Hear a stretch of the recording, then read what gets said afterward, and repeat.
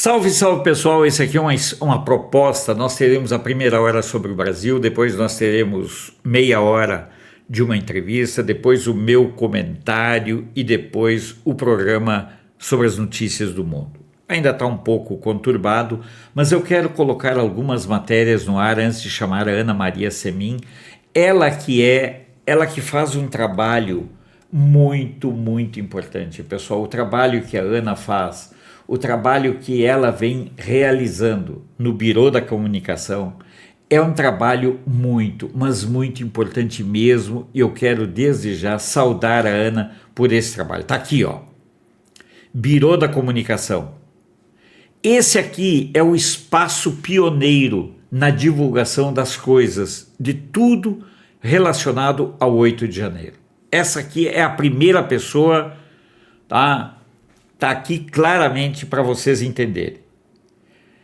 Já te vi aí, Ana. Daqui um pouco vou trazer a Ana para cá. Ela tá mateando. Então, esse aqui é o site que nós temos que acompanhar, porque vem notícias assim: Globo News justifica pena de Débora, não é apenas um batom. Hã? Bom, depois outra matéria. Ou depois da reportagem de Oeste, Moraes concede prisão domiciliar a idoso. Cada um puxa para o seu assado. Moraes manda Débora para a prisão domiciliar com tornozeleira. Por isso que eu coloquei como título Débora em casa.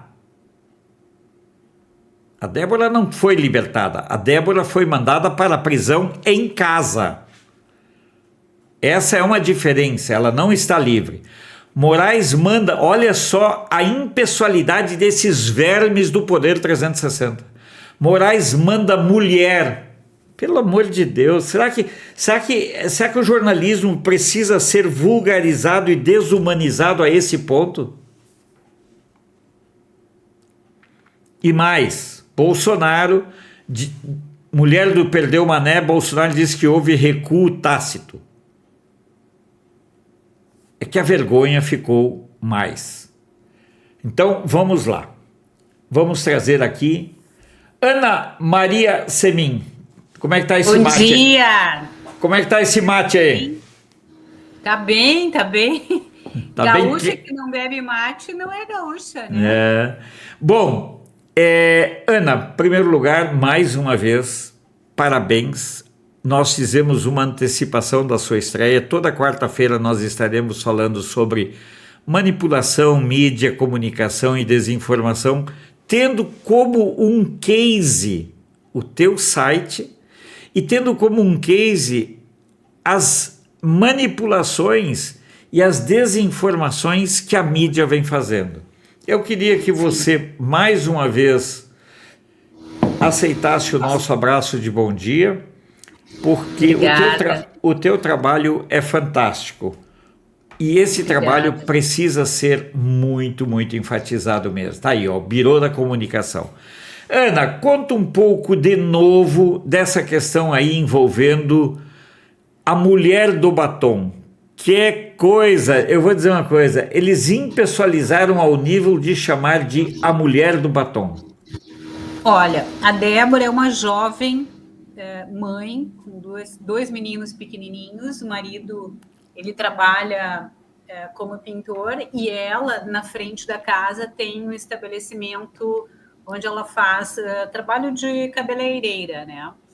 E ela foi para a Praça dos Três Poderes, saindo da sua cidade, com o mesmo objetivo de todos os manifestantes que estavam em suas cidades, em seus estados, protestando. Quando a gente não gosta de alguma coisa, aquilo nos fere, e no caso específico é a eleição do Lula, e a forma como todo o pleito aconteceu, essas pessoas se encontraram na frente dos... né? Vamos de novo, as pessoas não faziam parte de uma organização, de uma associação, elas se encontraram em determinado ponto da cidade para se manifestar, e surgiu esse convite para ir para Brasília no início do ano, que é um período de baixa demanda de trabalho, por isso a gente teve bastante adesão, né? Mesmo quando o movimento já estava enfraquecido nas cidades. pelo fato do Lula já ter tido a posse, né? E Débora, ali naquela praça, ela não entrou em nenhum dos prédios, ficou ali naquele ambiente, e quando ela estava passando pela estátua, um sujeito que estava pintando, perdeu mané, disse, moça, eu não tenho uma letra legal, tu poderia me ajudar a fazer? E ela prontamente, vendo que era algo lavável, ela se colocou e fez, atendeu o pedido do sujeito. Isso eu noticiei ainda em 2023, quando a irmã dela me procurou, a Cláudia, desesperada, porque a Débora ela não foi presa nem no dia 8, nem no dia 9. Ela foi presa na casa dela, numa das operações, essas operações que ocorreram, né? Lesa Pátria, que chegou a um número absurdo, né? Foram quase 30 operações de prisão de patriotas por denúncia. Então, alguém que é do veículo de comunicação, um colega meu, jornalista, uma colega, simplesmente identificou ela nas fotos e disse, essa aqui é golpista. Tá? Então, aí a Polícia Federal foi na casa dela, amando, claro, de toda essa estrutura, porque a gente sempre olha assim e diz, não, quem está fazendo isso é o Moraes. Não, não é o Moraes, é o Judiciário, é o STF, é o Supremo Tribunal Federal. Mas é só o Supremo Tribunal Federal que está fazendo isso? Não, é o Ministério Público, através da Procuradoria-Geral da República, né, que é quem faz a denúncia. E aí é só a PGR e o STF? Não, nós temos ainda a Polícia Federal, que faz esse serviço, um serviço que, na minha ótica, é um serviço muito insatisfatório. Tu criar provas, né? Qual é a prova que se tem para dizer que essa pessoa é golpista? Então, essa basicamente é a história. A Débora, quando saiu da casa dela... Só para lembrar o seguinte, Ana, tem o STF, Ministério Público, Polícia Federal, mas eles precisam de alguém para passar o verniz. E o verniz é passado pela imprensa. Então, são essas 4 pernas. Quem denunciou a Débora foi uma fotógrafa que foi premiada por delatar pessoas. É a mesma situação do rapaz do Intercept. Vulgar, escroto, enojante. Não são jornalistas, são vermes. Continua, Débora. A Débora não. Então, Ana. Então, eu tinha te chamado de Débora. Ah, tá. Somos todas Débora. Essa foi a campanha que a gente criou, a questão de 10 dias, e que agora tem outras versões, como Todas Somos Débora, ou tem a versão Somos Todos Débora, que daí os homens se incluíram, mas quando a gente criou a campanha, a nossa intenção não era atingir o público masculino de pronto, era atingir justamente a consciência feminina, porque a mulher tem uma delicadeza a mais, isso é indiscutível. Não, né? Mas, enfim, voltando à questão da Débora, a Débora ela foi pega pela Polícia Federal, foi levada para o presídio e nunca mais saiu do presídio. Então, esse evento que aconteceu ontem, de conquista, né, porque tanto a doutora Taniele quanto o doutor Júnior, que são os advogados da Débora, estão lutando há muito tempo, dizendo, olha, ela pode responder isso tudo com tornozeleira eletrônica em casa, junto com os filhos, só que até ontem, a resposta que a gente tinha do Ministério Público e do Supremo era não, deixa ela presa ali junto com gente que matou, que roubou, que fez aquelas barbaridades todas e que efetivamente merecem estar apartadas da sociedade. Mas, Débora, por que Débora tinha que ficar presa, né? E então foi uma longa jornada de 2 anos para essa garota, né, essa jovem mãe, essa jovem esposa, essa jovem cabeleireira voltar para o seu domicílio. Eu vou mostrar agora um vídeo que o meu amigo Arthur lá de Portugal mandou. Olha que legal. Eu botei no meu Twitter, mas meu Twitter tem pouco engajamento, não tem problema, um dia terá muito. Olha aí. Noi siamo tutte Débora. Somos ensemble por Débora. Somos todas Débora. Somos todas Débora. Todas somos Débora. Mas somos todas Débora. Eu também sou Débora. Siamo tutti Débora. Toujours por Débora. O ruge alegre condenou uma Mary de 2 infantes 14 anos de prisão. Incroyable Brasil. Incroyable Brasil. C'est pas possible Brasil. C'est pas possible Brasil. Então foi um vídeo produzido pelo meu amigo Arthur, lá de Portugal. Ficou muito legal com brasileiras pelo mundo, falando somos todas Débora. Na verdade, somos todos contra injustiças, né, Ana Maria? Sim, e é importante frisar que até então a gente tinha toda uma campanha voltada, o ícone dessa injustiça era o Clesão, que é uma pessoa falecida.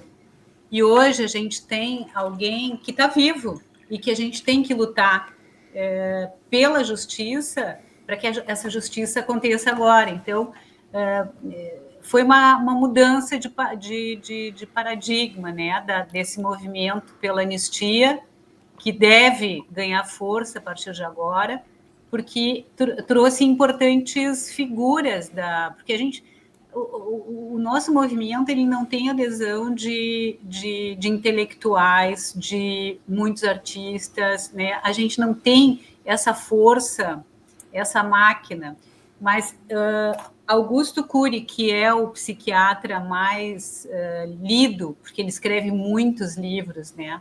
Ele entrou nessa briga da Débora e trouxe um importante peso, né, para desenvolvimento das consciências das pessoas neutras, né, aquelas pessoas que estavam em cima do muro e diziam, olha, não é comigo, eu vou ficar quietinho, né, e por ele ter muitos leitores e por ele ser muito respeitado, acho que ele teve uma força muito grande nessa decisão aí do Ministério Público, né, porque o primeiro a se movimentar foi a Procuradoria-Geral da República, que se disse favorável que ela fosse para casa, e, em seguida, o STF, que, novamente, eles trabalham em comum acordo, né? Bom, é muito importante, isso que a Ana está colocando, é algo que eu falo, eu e a moça do café, em nossas conversas, a gente fala sempre. Eles só estão avançando pela omissão de muitos, porque nós, até agora, estávamos falando para a bolha. E olha aqui, sim. Então, olha essa matéria aqui. É aqui que a questão que a moça do café e a Ana convergem. Uma espiral do silêncio entre juristas facilita caminho. Pessoal, as pessoas não querem se envolver. Vocês viram o que aconteceu com aquele rapaz que foi com a faixa da anistia para frente das universidades? Vocês já viram o que aconteceu? A agressividade da esquerda porque a esquerda ela é naturalmente agressiva e doentia. Então está aqui uma situação que nós temos que ter, a espiral do silêncio. O Augusto Cury rompe essa espiral do silêncio e traz essa discussão para um patamar, Ana, que nós não tínhamos alcançado ainda. É outra dimensão, é uma dimensão internacional, eu te diria, porque ele é lido em todo o mundo e se alguém não viu ainda o que ele fala, é importante que vá e observe cada palavra que esse homem diz.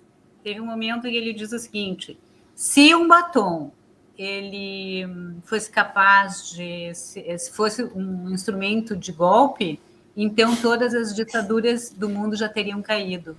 Ele usou a palavra todas as ditaduras do mundo já teriam caído. Então, ouçam cada palavra que esse escritor falou. Ele fala da questão não só da Débora, e está lá no Instagram dele, Augusto Cury. Quem não entrou, entra lá e vê na íntegra. Ele diz assim, e nós temos que rever a prisão, a dosimetria da pena de todos os presos políticos. Ele traz essa questão, ele fala da Débora, mas ele fala de todos os presos políticos também. Então, ele está dizendo, o que foi feito não é justo. Mas ele pega a Débora, por quê? Porque ele começa a dizer que os filhos dela terão um trauma enorme, que a cada dia que ela fica presa e que essas crianças estão com a mãe, sem a mãe, é um trauma que vai destruir emocionalmente essas crianças, de forma irreversível. Ele traz uma visão também, de novo, uma questão humanitária, né? Então, é essa pegada que a gente tem que trazer, e a forma como ele fala, como ele não fala em questão política, também acaba conquistando mais pessoas, inclusive de esquerda, que começa a parar e diz, opa, a gente já não está mais falando de Bolsonaro e Lula, a gente está falando de pessoas simples, a gente está falando de crianças, né? É muito... Agora, nisso tudo, Ana, tem duas questões que eu quero colocar, lembrando sempre que a Ana Maria Semin, que é jornalista, não é jornalista política, é uma jornalista cidadã, ela era da área empresarial, fazia assessoria de imprensa para várias empresas, inclusive na área de turismo, né, Ana? Mas a Ana adquiriu uma dimensão cada vez maior, e nós estaremos com a Ana todas as quartas-feiras discutindo o papel da comunicação dentro desse contexto de um mundo verdadeiramente louco. Agora eu te pergunto duas questões, assim, só para você voltar para o teu chimarrão. Primeira questão, como você avalia esse recuo estratégico? É medo? É preocupação? Como é que você avalia essa questão envolvendo a nossa queridíssima moça do batom, Débora? A gente não teve só o recuo da Débora, né? Por exemplo, ontem também foi solto um dos presos políticos que tinha câncer. A gente noticiou, a revista Oeste traz para ela, mas eu já tinha noticiado, então... mas eu não me importo, porque eu não sou um veículo de comunicação, tá? E eu tenho esse compromisso muito pessoal. Então, o Jaime Junques, ele foi preso, eu estou vendo a data aqui, no dia 26, ele foi recolhido ao presídio. Não, recebeu da prisão domiciliar. Tá, mas ele foi recolhido a questão de nem uma semana. E aí a gente começou, na verdade, eu não tinha visto ninguém publicar a questão do seu Junques, e publiquei. E aí outros veículos publicaram também, né? Da prisão de um homem de 69 anos com câncer de próstata que estava em tratamento. Ele estava em prisão domiciliar já, só que como deu trânsito em julgada a sentença, o Ministério Público e o STF disseram não, mesmo com todos os apelos dos advogados, disseram não, manda ele para cá que ele vai ser tratado, vai morar no presídio, cumprindo agora a pena de 14 anos dele, e quando ele precisar ir para o médico, ele vai. Como se fosse assim bem fácil, como se o presídio fosse um lugar muito humanizado e que tivesse esse atendimento, esse pronto atendimento para um sujeito que tem câncer, né? Claro que não, né? O cara ia morrer lá dentro, ele já estava mal em 2023 dentro do presídio, que os colegas não sabiam se ele ia sobreviver por causa desse câncer, né? Então, ontem também teve esse retrocesso. O Junques foi para casa em prisão domiciliar. Mas como você avalia esses recuos? Eu avalio como avanço da consciência brasileira, que a gente está conseguindo avançar, que a gente está atingindo a população, e também pelo reflexo da campanha, que essa campanha Somos Todas Débora, como eu fiquei dedicada uma semana mexendo nessa campanha e lançando, porque foi criada a partir da gente, eu vi o quanto isso impactou. impactou muito forte. As mulheres vieram em peso. E aí os homens também vieram. Daqui a pouco aparecia um homem lá, todo pintado de rosto e tal. Então, e usando esse Somos Todas Débora, ou Todos Débora. Aí começa a ter as versões, né? Então, eu quero te dizer o seguinte, as pessoas querem fazer alguma coisa. Elas só não sabem como fazer. E quando tu usa uma ferramenta lúdica, e essa campanha foi uma ferramenta lúdica, as pessoas acabam dizendo, bom, isso eu posso fazer.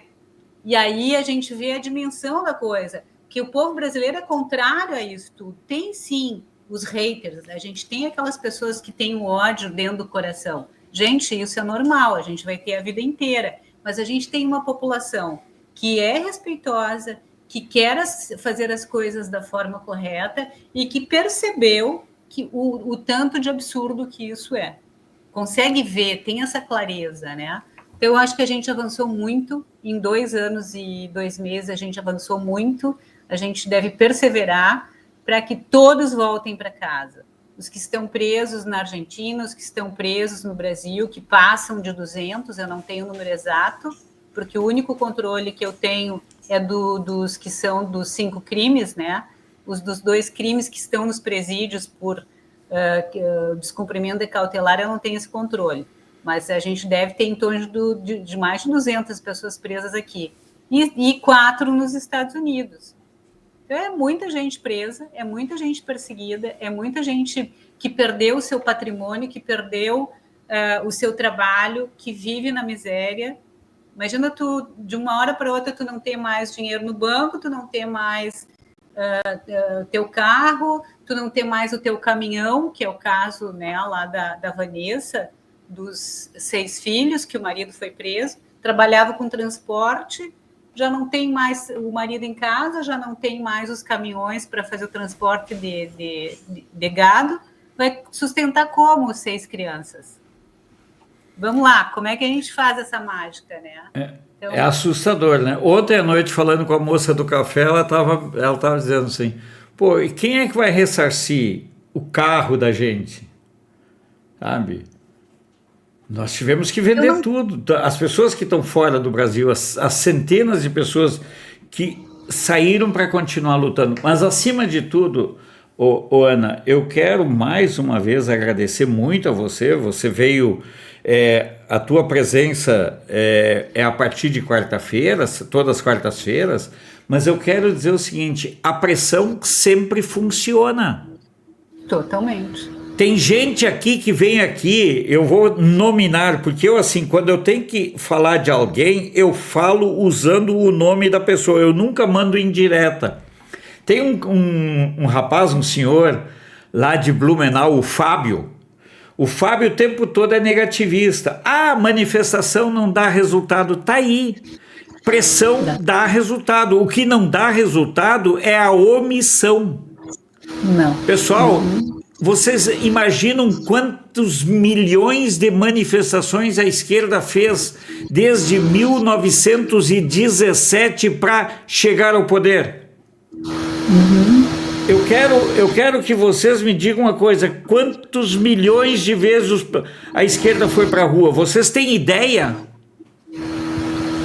Vocês têm ideia? Ah, não! Pessoal, eles atravessavam ruas, eles faziam de tudo. Nós só vamos mudar quando nós mudarmos. Entendo? Nós só vamos mudar o Brasil quando nós mudarmos de atitude. Vamos fugir da velha mídia. Quem começou essa campanha foi essa senhora. Louve-se o marido dela que respalda as ações dela. Pessoal, vocês acham que é fácil tomar uma atitude assim? Vocês acham que é fácil? A Ana sofre ataque de hater. Ontem, Ana, eu fiquei sabendo de supostos conservadores que vão em outros canais para falar mal de mim. Eles não se contentam vir falar mal de mim aqui. Agora eles estão indo em outros canais para me xingar. Mas como se isso fosse tirar meu sono. Então, Ana, parabéns pelo teu trabalho. Nós dois somos jornalistas. Eu tenho muito orgulho de ser jornalista. Agora, me envergonho da fotógrafa, me envergonho do jornalista lá da Intercept, mas também me envergonho dos canalhas que estão nos outros veículos. Nós temos muita gente boa, temos aqui a Rosa, que faz um trabalho magnífico de comunicação.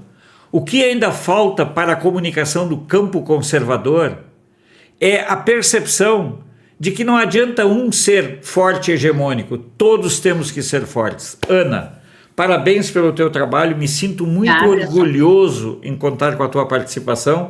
E hoje de tarde nós teremos esse programa agendado para que horas? Para as 3 da tarde, um programa mostrando a mobilização dos brasileiros pelo mundo com vistas ao 6 de abril. Ana, parabéns pelo teu trabalho. Obrigada. Um abraço a todos e um abraço para ti, Alfredo. Até quarta que vem, né? Até quarta. E quarta nós vamos conversar com isso. Tchau, tchau. Bom descanso para você, tá, Ana? Tchau, tchau.